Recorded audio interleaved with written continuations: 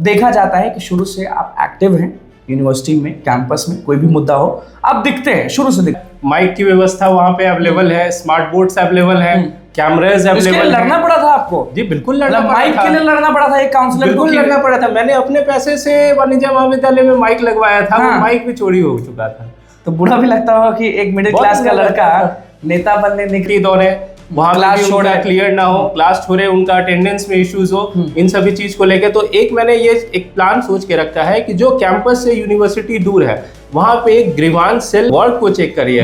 उन्होंने पहले अभी तक कैंपस में क्या किया है। देखिए मैं 2022 में काउंसलर का इलेक्शन कॉन्टेस्ट किया, मैं जीता, ठीक है। और मैं ये नहीं कि मैं 2022 से ही वर्क कर रहा हूँ, मैंने 21, 22 ऐसे में कंटिन्यूअसली कैंपस में वर्क करते आया हूँ, स्टूडेंट प्रॉब्लम्स को सॉल्व करते हैं। तो बस वही बात है। तो आपको ये समझना पड़ेगा, आपको बीइंग अ स्टूडेंट आपको समझना पड़ेगा जो आपके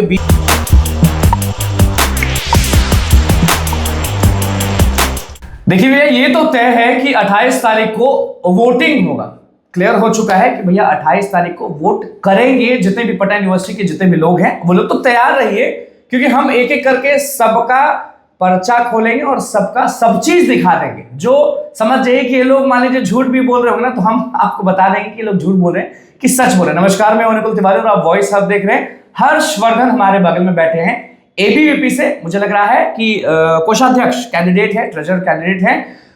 मुद्दा पर आएंगे, लेकिन आपसे ये सबसे पहला सवाल रहेगा कि कैसे दिल जीतेंगे, क्योंकि 28 तारीख को वोटिंग है हर्षवर्धन, और देखा जाता है कि शुरू से आप एक्टिव हैं यूनिवर्सिटी में, कैंपस में, कोई भी मुद्दा हो आप दिखते हैं, शुरू से दिखते हैं। लेकिन वादा क्या कर रहे हैं? वो झूठा वादा कर रहे हैं जो एक नेता करता है, या छात्र हित में वादा कर रहे हैं जो जरूरी है छात्रों के लिए? जी सभी को नमस्कार। सबसे जो मेन मुद्दा है, ये विषय की बात है यहाँ पे, जैसा भैया आपने पूछा मुझसे कि वादा मैं क्या कर रहा हूँ, तो मैं आपको एक बात बता दूं कि मेरा कोई प्रोमिनेंट प्रॉमिस नहीं है।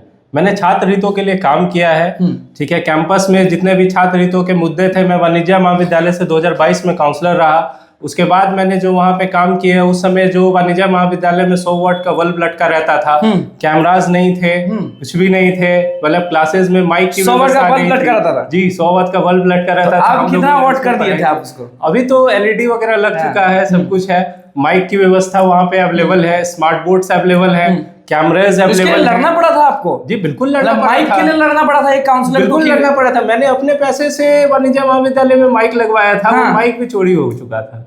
तो बुरा भी लगता होगा कि एक मिडिल क्लास का लड़का नेता बनने निकला, सब चीज कर देखते हुए सब चीज किया भी, और अच्छा नहीं हुआ। नहीं, मैं जैसे आपने बोला ना कि नेता बनने निकला, मैं कभी, मेरा ये कभी स्कोप ही नहीं रहा कि मैं नेता बनूंगा या वो बनूंगा। सेवक भी आप नहीं कह सकते। जब मैं वाणिज्य महाविद्यालय में मैं बैठ के क्लास करता था, तो मुझे ये चीज फील हुआ कि मुझे कुछ करना है यहाँ पे, कि जो टीचर्स बोल रहे हैं वो 3-4 बेंच के पीछे आवाज नहीं जा रही है मुझे। अगर मैं 6ठे बेंच पे बैठा हूँ तो टीचर्स क्या पढ़ा रहे हैं, अकाउंट्स अगर पढ़ा रहे हैं तो मुझे समझ में नहीं आ रहा।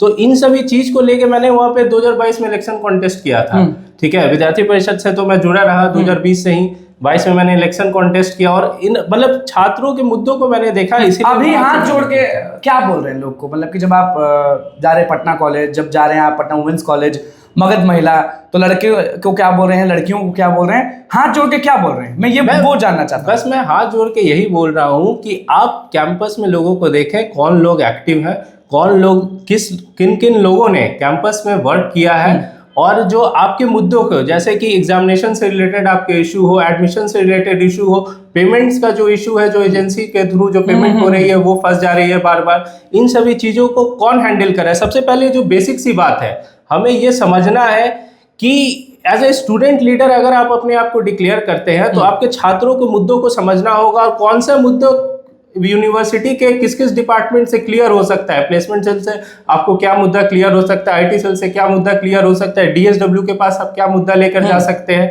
एग्जामिनेशन कंट्रोलर के पास आप क्या मुद्दा लेकर जा सकते हैं, ये चीज समझना होगा। बहनों के लिए सबसे बड़ा मुद्दा क्या मानते हैं, मगध महिला की जो बहनें हैं, और जी मुझे वुमेन्स कॉलेज की जो मैं बता रहा हूँ, सबसे बड़ा मुद्दा जो उन लोगों के लिए है कि वहाँ पे मतलब क्या कहते हैं, आपको सैनिटरी मैकेनिज्म जो है, ये सब चीजें हैं, क्लीननेस की भी इशू है, हाइजीन को लेकर। दोनों कॉलेज के बारे में बोल? हाँ जी, मोस्टली मतलब मुझे जो रिव्यूज मिले हैं ये सब चीजें तो बिल्कुल क्लियर है वहाँ पे।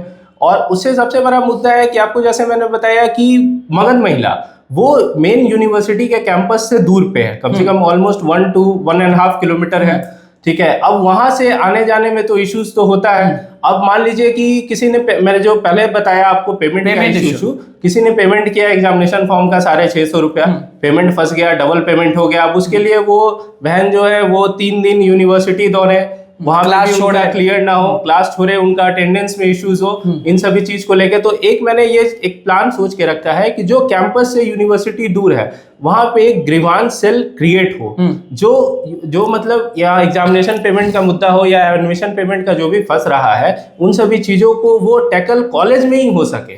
इस चीज के लिए यूनिवर्सिटी से व्यवस्था, और ये मेरी मांग रहेगी इस चुनाव में। और अगर हो सकता है कि मैं गलत हूँ, ज्यादा इस चीज में घुसा नहीं हूँ, वुमेन्स कॉलेज में तो ये सब चीज नहीं, वुमेन्स कॉलेज का चीज तो उसमें उसका इशू वही सॉल्व होता है। तो मगध महिला का इशू उधर क्यों सॉल्व होता है? क्या मगध महिला का जो इशू है लड़कियों का, वो यूनिवर्सिटी क्यों जाना पड़ता है? क्योंकि वुमेन्स कॉलेज, क्योंकि women's college is an autonomous college, उसका पूरा रेगुलेशंस ले लेके उनकी एग्जामिनेशन क्राइटेरिया सब कुछ उनके कैंपस के अंदर है। उन्हें यूनिवर्सिटी से बस इतना मतलब है कि डिग्री यूनिवर्सिटी से उन्हें मिल रहा है, वो पटना यूनिवर्सिटी के अंदर में। लेकिन मगध महिला तो ऑटोनोमस नहीं है, it's their constituent college of. आप चाहते हैं कि वहां पर भी एक ऐसा चीज लग जाए कि सब चीज सॉल्व हो जाए? मगध महिला हो या बीएन कॉलेज भी हो, इनफैक्ट क्योंकि बीएन कॉलेज भी दूरी में है, पटना कॉलेज, वाणिज्य महाविद्यालय, दरभंगा हाउस या फिर साइंस कॉलेज, वो यूनिवर्सिटी के इर्द गिर्द है। तो चलिए वो तो मान्य भी है, बट बीएन कॉलेज या मगध महिला जो है वो काफी सबसे बड़ी कमी आपको ऑल ओवर क्या लगता है? जो पूरा यूनिवर्सिटी, वुमेन्स कॉलेज हो गया, मगध महिला हो गया और एंड तक जाएंगे, तो सबसे बड़ी कमी आपको क्या लगती है? सबसे बड़ी स्टूडेंट मैं बता रहा हूँ, फैकल्टीज जो हमारी हैं वो उतनी प्रोमिनेंट नहीं है भैया।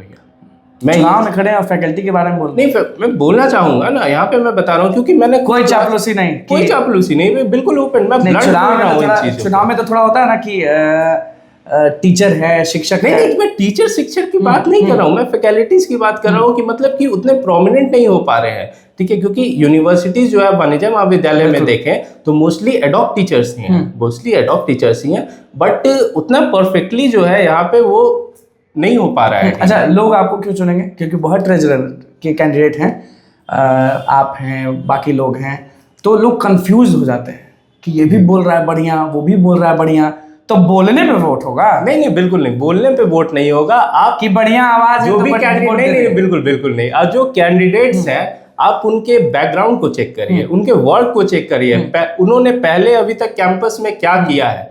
देखिए, मैं 2022 में काउंसलर का इलेक्शन कॉन्टेस्ट किया, मैं जीता, ठीक है। और मैं ये नहीं कि मैं 2022 से ही वर्क कर रहा हूँ, मैंने 21, 22 ऐसे मैं कंटिन्यूअसली कैंपस में वर्क करते आया हूँ, स्टूडेंट प्रॉब्लम्स को सॉल्व करते हैं। तो बस वही बात है। तो आपको ये समझना पड़ेगा, आपको बीइंग अ स्टूडेंट आपको समझना पड़ेगा जो आपके बीच में रह सके, कि ये नहीं सिर्फ इलेक्शन तक की बात नहीं है, इलेक्शन के बाद भी आपके बीच में जो रह सके। इतना सीधा रहेंगे तो चुनाव जीतेंगे? क्योंकि कहावत और बिहार के लोग तो यही बोलते हैं कि बाप रे बाप, वो रोडवा से मत जाइएगा, पटना विश्वविद्यालय का चुनाव चल रहा है। आप भी मतलब कि आप अभी भले लड़ रहे हैं, हमारे मम्मी पापा तो यही बोलते हैं कि वो रोडवा से भी मत जाना, अभी विश्वविद्यालय चुनाव है। देखिए, ऐसी कोई बात ये दूर कब होगा विश्वविद्यालय का? ये है, अभी भी है। आप भले बोल लीजिए कि कुछ परसेंट है, लेकिन लोगों का जो रिव्यू है वो आज भी यही है कि विश्वविद्यालय का चुनाव है, ठीक से रहना।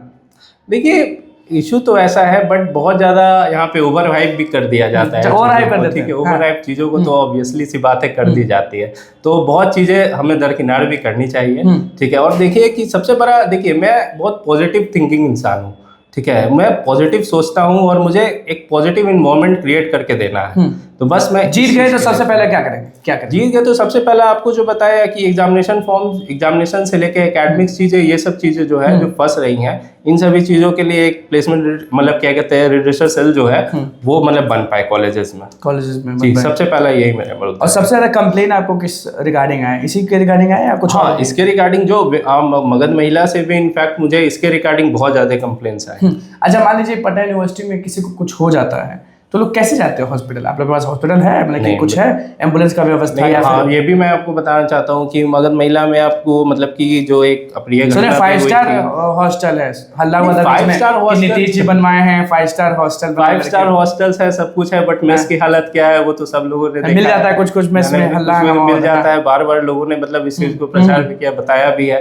तो ये चीज है, एम्बुलेंस की भी मतलब इश्यूज है वहाँ पे, इन सभी चीज़ों को लेकर। या मेन कैंपस में भी आप देखें तो सबसे पहले जो हमारा मतलब हमारा जो मेन कैंपस में दरभंगा हाउस के पास जो चीज़ें हैं, दरभंगा हाउस के पास आप अगर देखेंगे तो वहाँ पे हमारा जो मतलब डॉक्टर्स की जो वहाँ पे व्यवस्था है वो भी उतनी अवेलेबिलिटी नहीं है। बिल्कुल, बहुत सारे लोग आपको देख रहे हैं, कुछ कहना चाहेंगे अपने स्टूडेंट्स को, कुछ वोट अपील करना चाहेंगे? क्योंकि अब समय नहीं है, अब आप जो किए हैं उसी का मिलेगा, क्योंकि अभी 4 दिन आप कुछ कर दें ये संभव नहीं, जो आपने पहले किया है उसी पर वोट होगा। नहीं, मैं बस यही बोलना चाहूँगा कि आप लोगों को चुनना है कि यहाँ पे आप लोगों के लिए कौन खड़ा रह सकेगा, जो आपके जो भी प्रोमिनेंट इश्यूज हैं उसको कौन सॉल्व करेगा, किसके पास एक्सपीरियंस है।